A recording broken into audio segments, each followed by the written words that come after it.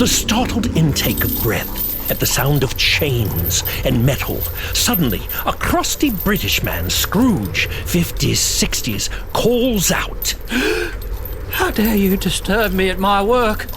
Who is there in the darkness?" A candle is lit, revealing old nervous hands, stacks of ledgers, cash boxes, and coins. The rumble of chains, and a door closes with a creak, revealing the names Scrooge and Marley.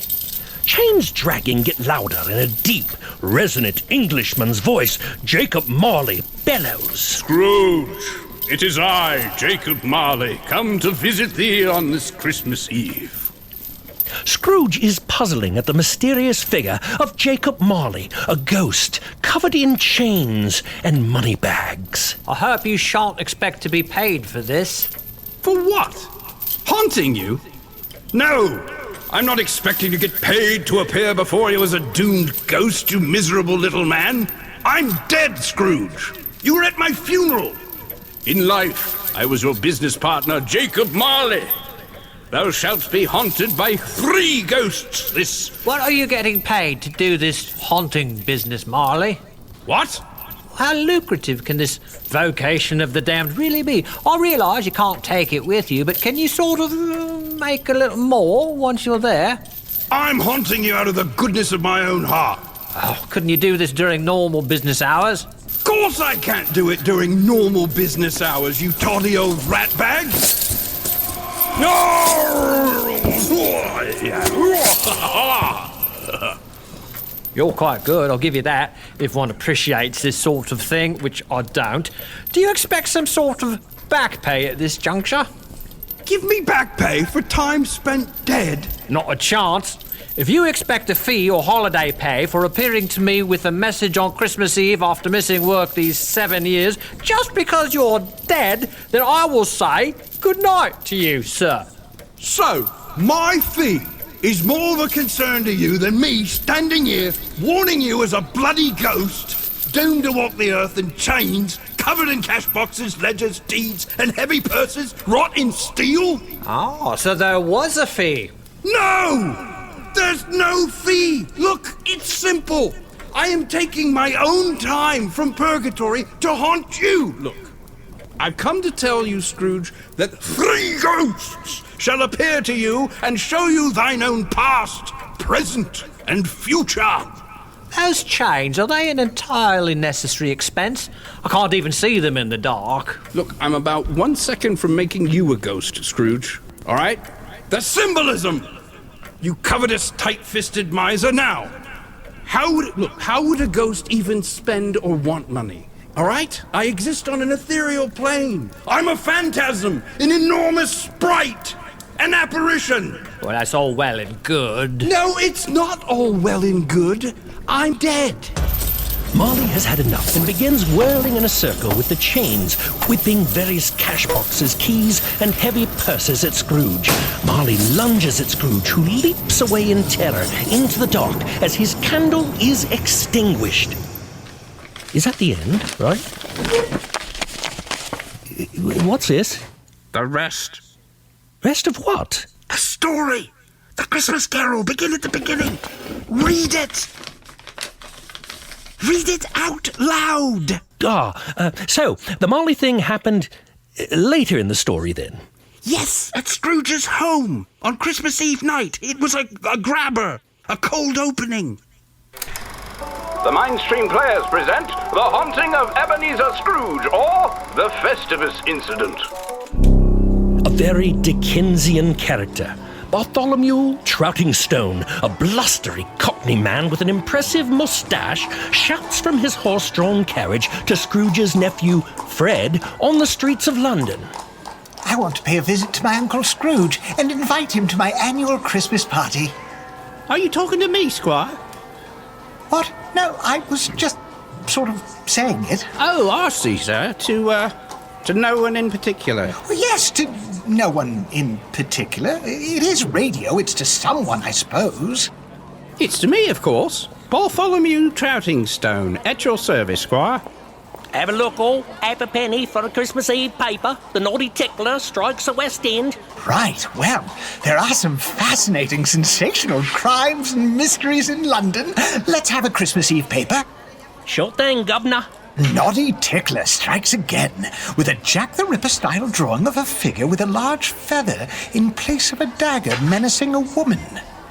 It's Christmas Eve, traffic is a mess, everyone is in a rush to buy things. They wasted all this time and money on decorations when the city is grimy and smelly. It's a nightmare. You just sort of putting that bit of information out there to no one in particular as well? Yes, more thinking out loud. Oh, I see. I do that. Think out loud. Yes, thank you. There. I'm doing it right now, see? I'm thinking out loud. I want to fit my head into that rusty orifice there. I was thinking out loud again, to no one in particular. Can you take me on a carriage ride to Scrooge's counting house business now? Oh, I don't think so. Of course you can. That's why you're in this. You've got a bloody horse and carriage. Take Fred, nephew, to the miserly old Ebenezer Scrooge's place of business. Now? No, do it in a few days. Oh, all right then. Yes, do it now. It's Christmas Eve. There's only one creditor who'd be open on Christmas Eve, old Scrooge. Why did you just say that? I was thinking about it, out loud. And because I wanted that line all to myself. You were quintessentially daft. Scrooge is not my first choice for anything, but if you need it for a hefty fee, Scrooge will do it. Do what? Count your money. Talk to you. Various, favours. I don't wish to know this. Just take me to his business. It's right there. Scrooge's mean-spirited counting house, just behind you. That'll be 3 pence. Fine. Here we come a-wassailing among the leaves of green. Here we come a-wandering so fair to be. Fred, what do you want? Hello, Uncle Scrooge. Will you come to my annual Christmas party? No. Righto. Love and joy come to you, and to your wassail too. Bah, humbug. Yes, boss.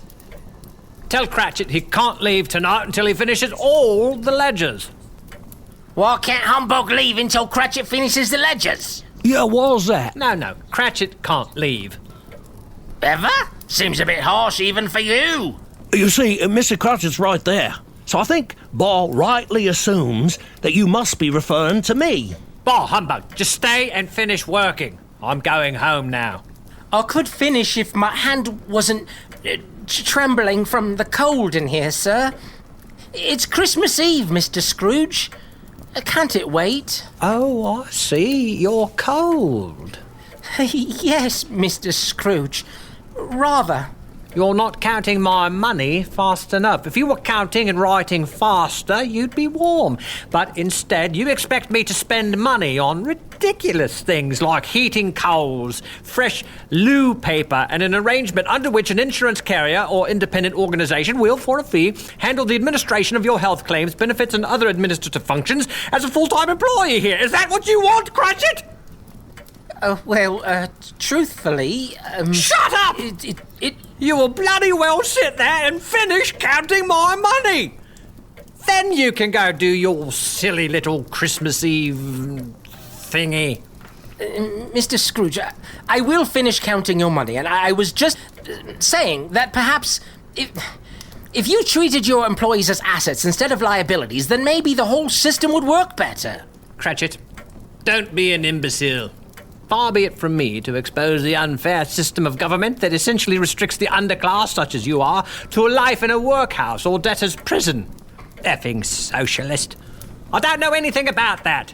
Now work! Bah! Humbug! Yes? Get me my hat.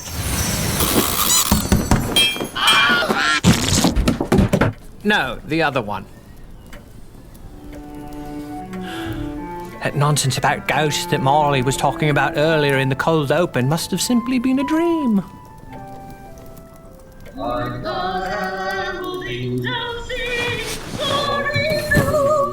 Knock it off!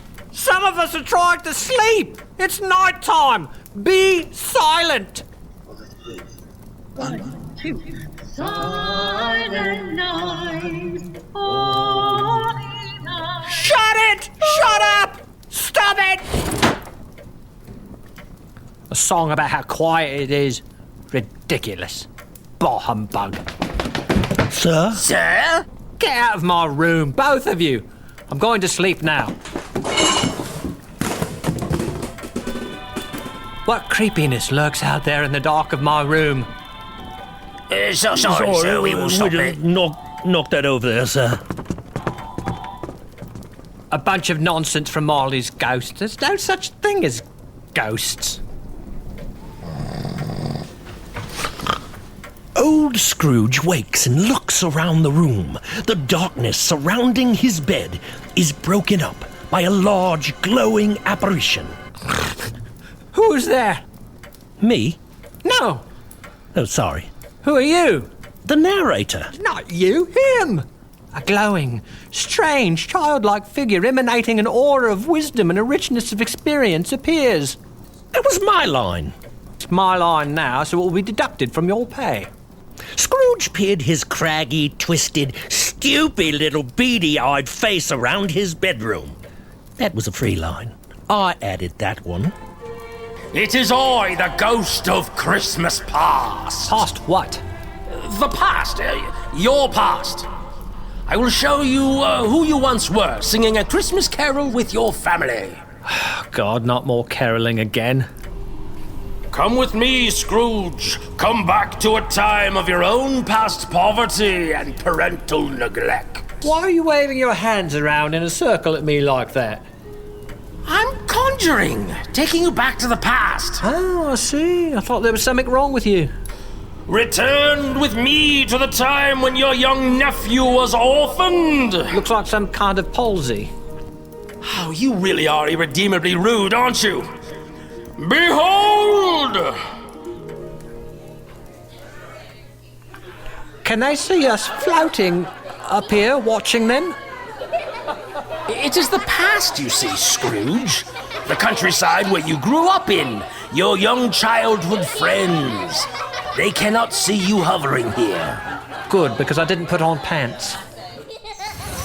The young boy cries alone, passing Christmas all alone. You, Ebenezer! Bells, this is a depressing tour. Tell me there isn't a timeshare I have to buy at the end of this presentation. You grow older. There's a surprise. I grew older. Magical revelation. Cheers. Now get me home. Oh, look, I don't have to do this, you know. You grow older. At last, a little girl. My sister Fan. Runs into the room and says, I've come to take you home, Ebenezer. Father is much kinder, she says. He has given his consent for your return. The young Scrooge, you look delighted to see your sister, who died long ago. She was the mother of your nephew, Fred. Ebenezer embraces Fan joyfully, revealing... What? You don't have pants either. What are you doing here? Revealing festive Christmas balls. Fezziwig! No, I keep them natural. No, that's merry and generous old Fezziwig. See how he celebrates with you while you were his young clerk? Fezziwig's jubilant Christmas Eve balls. Indeed. Where you found the love of Belle. Bella Lugosi? No! The young beautiful woman there, Belle. Next to Bella Lugosi in the sitting room. You could have had children with her and a home filled with love. And Bella Lugosi. And Bella Lugosi. Obviously. I could have increased my family. But there I am working all day and night while Bella Lugosi makes sweet love to my Belle. Is this thing even working? I'm not even seeing the same thing as you. I suppose this is where we get the saying, how many Bella Lugosis before Christmas comes? You really are mental. Hopeless. You think I am? Have I made a mistake? Certainly with the whole Bella Lugosi thing, yes, Scrooge. Look what you were, what you had.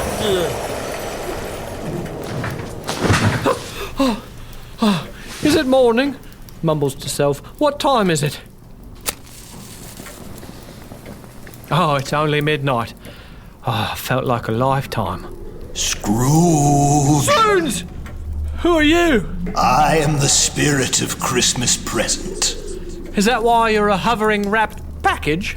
You can see the package. The whole thing dangling right in front of me. I am the spirit of Christmas present. The spirit of a Christmas present? Isn't that a gift card? A what? A gift card. Isn't that the sort of spirit of a Christmas present without any actual thought? Shh!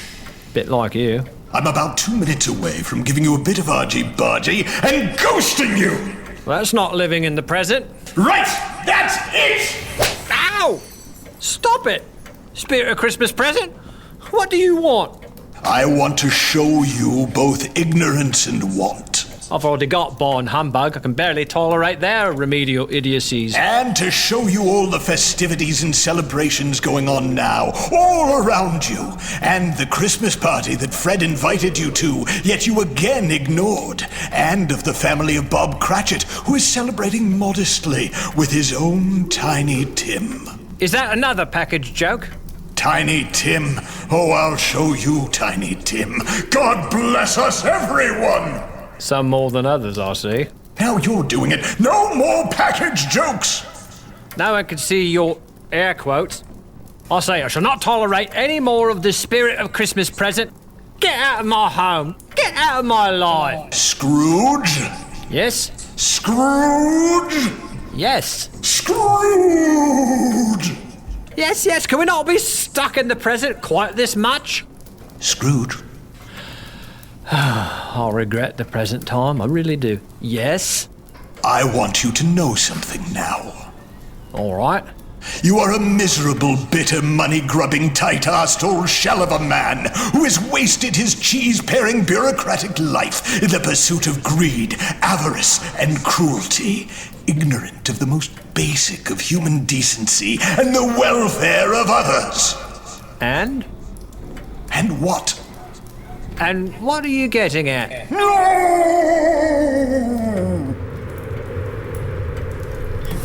Joy to the world, the Lord is come. Let earth receive. Knock it off! Welfare of others and... I do care about welfare. A lot. Oh, you care about the welfare of others? Yes. I voted to eliminate welfare. I'm bloody well passionate about it. Right!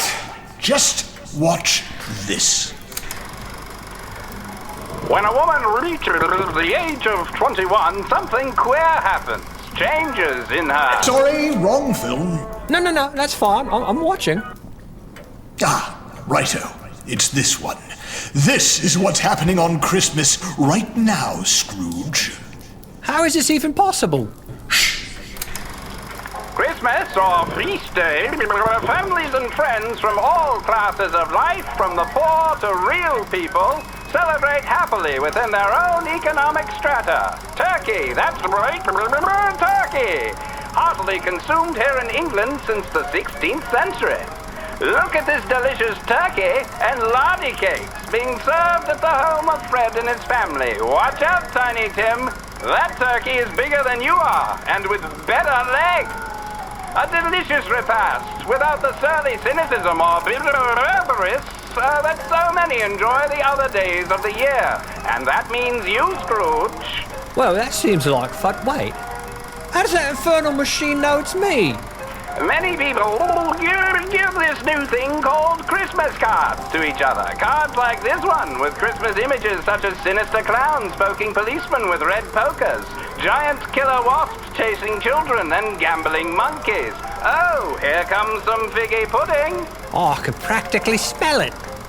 Oh, wait, that's me. In this season with parlor games, glass pickles, and gifts. Could be fun.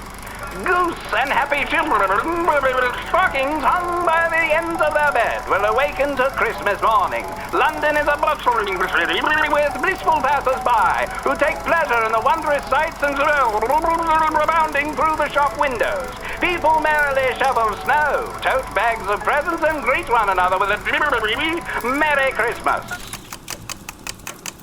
Well, it is nice, the spirit of Christmas, where even Cratchit and his family seem more than content despite their skimpy Christmas feast. It's been a while since I've read any fiction stories like that. Will Tiny Tim be all right? Doubtful. Thought so. Good thing he had more than one child. Well, he was a spunky lad, had his good points. Aye, sweet. He'd be a drain on the wallet anyway if his problems continued. You are a greedy blight on the spirit of Christmas, Scrooge. Everything that's wrong with amoral capitalism. And? Bollocks.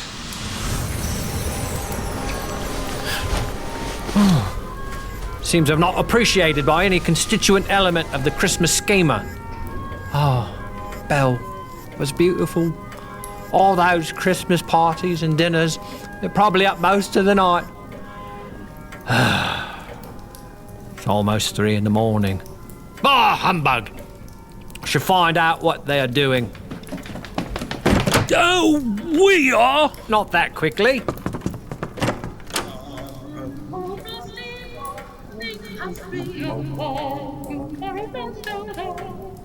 And shut the bleeding door!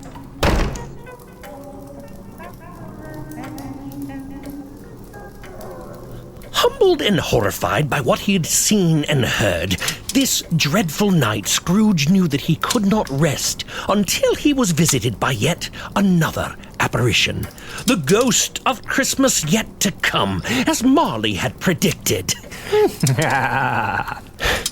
He could not sleep. His only option was to wait. Right there, 4 on a line. That makes 6 games straight. Oh, somehow you're cheating. I could never get more than 3 in a row. If the game was Connect 3, I would have beat you every time. Suddenly, the clock struck 3. Now I've done it. What eerie spectre awaits my fate? I could only imagine what was coming for me from the darkness. A ghost, a ghoul, a spectre with death-like visage. I can't stand it. Do you hear me, you goblin? Make yourself known to me. Let me get this over with. What, is this some sort of a joke? What kind of skinflint production have I ironically found myself in? The ghost of Christmas yet to come is a mime? What are you doing? I can't see your face under the long black cloak.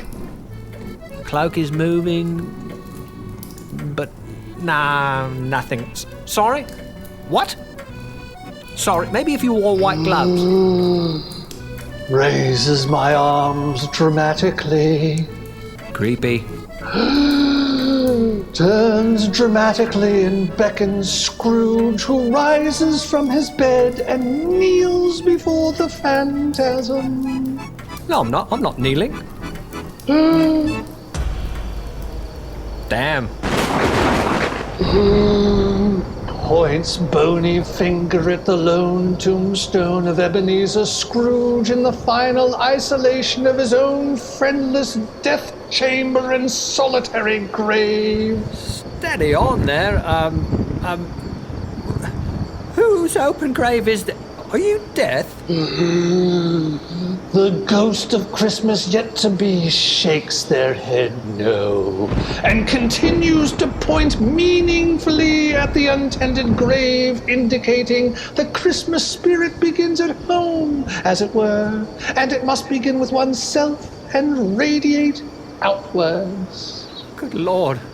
This is terrible. Terrible. What have I done? The phantasm is filled with the satisfaction of knowing that Scrooge is becoming aware of the meaning of all this revealed in Christmas, past, present, and future. No, I did it again. I didn't put pants on again, and it's freezing in this cemetery. The ghost is visibly relieved that it won't be necessary to show him the dinner table of a poor family where a husband and wife express relief at the death of an unforgiving man to whom they owed money, and the Cratchit household where the family struggles to cope with the death of Tiny Tim. What? Tiny Tim? And who's grave is this? Mine? Ah!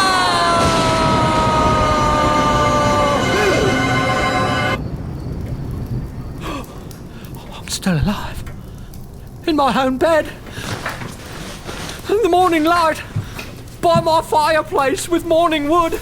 I'm so excited on Christmas. Scrooge throws open the window shutters and sees a small boy in the street, this time remembering to put on his pants. You there, young boy! You there! What? What day is it, young lad? Why, it's Christmas Day! Oh, good. Oh, good, it's not too late. You there, boy. I need you to do me a favour. Isn't it all strange to you that in every iteration of this story, there is a young boy of approximately my age just wandering the streets outside your house alone on Christmas morning? Well, I've never really thought about that. Did it ever once occur to you that perhaps you should be asking what my situation is? Possibly what you could do for me? A young boy, such as myself, alone, such as I am, on a cold, snowy Christmas morning, a day such as this, that doesn't cause any alarms to go off in your head? Why is he out here? Where is his family? Well, I just didn't think about it. Of course you didn't. That's the problem with the entire system. Nobody ever thinks about the young boys. I think about young boys all the time. Well, this just took an unexpected, awkward turn now, didn't it? Have to say I didn't see that one coming. Well, Oh, shush! That joke was too easy. Listen here, do you know the butcher shop around the corner? Of course I do. Do they still have that prize-winning hen up in the window? Oh, I'm sure that in light of a lack of proper refrigeration and modern food handling protocol, they wouldn't have offered to sell it at a discount just to get rid of it and would have instead opted to leave it hanging there in the hopes that someone would come along and buy it at full price for what I can only presume would be a December 27th celebration of some kind. Good. Run along and buy it and bring it back to me at once so that I can take it over to the Cratchits for a proper Christmas evening feast. Here, take a few pounds. And isn't it peculiar to you in the slightest that in every single version of this here story, the local butcher just happens to be open for business at 9 a.m. on Christmas morning, just because after many a miserly year, you finally want to do something philanthropic? What? Shall I run over to the baker and pick up a nice tort, or perhaps a delicious Christmas pudding?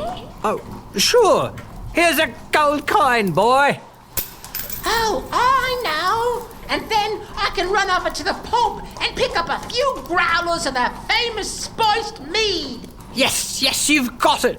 Another golden coin for you, boy. And then, why don't I head over to the local eatery and grab a heaping plate of bread stuffing and the largest platter of mashed potatoes? Oh, my boy, how splendid. A third doubloon from my treasured coffers for your efforts. None of those places are open. It's Christmas Day. Oh, well, can I have my money back then?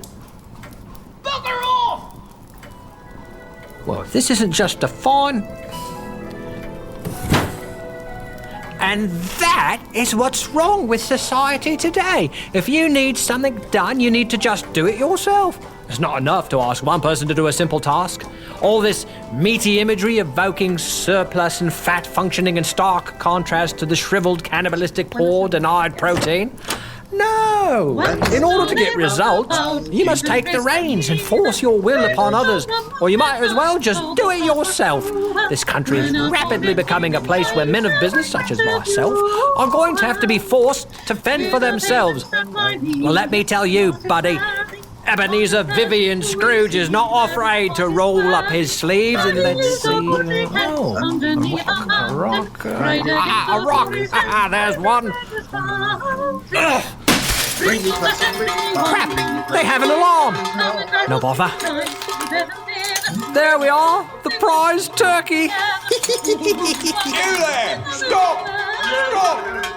damn, it's the fuzz! Run!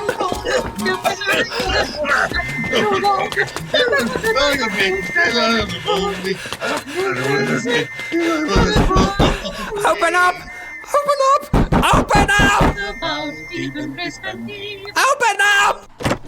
Mr. Scrooge, what a pleasant surprise. Out of my way and close the door! Who is it, dear? Here, take this and hide it. You, there, Gimpy. Hide me behind the sofa. My name is Tiny Tim. Whatever. Cover me in pillows. If it's the Popo, I'm not here. Excuse me there. Did you see a miserly old man running here with a stolen fowl? Say no. No. Sorry, no such old man. Nope. Honey, does any of the fowl in there look stolen? No, none of the fowl in here looks stolen. Oh, very well then. Sorry for the disruption. Merry Christmas to you. And a very Merry Christmas to you, sir. Say good day. Good day. This place is depressing. Let's all go to my nephew Fred's Christmas Day party. Merry Christmas. Well, those moves of yours are remarkable, Scrooge. Do you give primitive dance lessons? Why, I should. Free to everyone in London. Let's go to my nephew's party before they eat all the turkey. Tiny Tim, shake a leg, let's go. On the first day of Christmas, my true love gave to me. Cratchit, Yes, Mr. Scrooge? you were 18 minutes late to work the other day. I know, Mr. Scrooge, and I do apologise. It's just that my family doctor needed some Apologise? information. You want to apologise? Do you see what I see? Yes, I saw what you saw. Oh. Yes, I'm terribly sorry. Please. Cratchit, I want to give you a raise and then I want to make some changes. Why, Scrooge? Why? You want to know why? Please stop waving that gun around. Yes, Mr. Scrooge. Why would you want to help me and my family? I'll do it. Oh, I'll do it because I am full of the Christmas spirit. You're drunk? Yes! But that's not why. I want to give you a raise. I want to make some changes that will leave all of London puzzling about me. You will? Don't you think I will promise to stay true to my word? If you say so, Mr. Scrooge. Anything, just don't... Bob! Bob! I was just dancing and firing my gun to make a point. No, it's okay. I'm fine. It just grazed me. Oh, good, because... Well, I was merely laughing at your suspicions and doubts about me. Didn't you think I was serious, Bob? Oh, bah humbug! Aye, boss. Yes, Scrooge. I'll never have to say bah humbug again! Merry Christmas! Extra, extra. Read all about it. Scrooge goes on a rampage through London. The newsboy's body falls to the cold pavement as very... God bless us, everyone! That was The Haunting of Ebenezer Scrooge, or The Festivus Incident. Starring David Beeler, Michael Neal, Jude Gerard Prest, Bob Clendenin, Jim Blanchett, Lisa Wyatt, and Kurtis Bedford. I am your own Tom Konkle. Thank you, and Merry Christmas! Oh, hell no! You've been very naughty! Eat coal! Merry Christmas to all! And to all, a good night!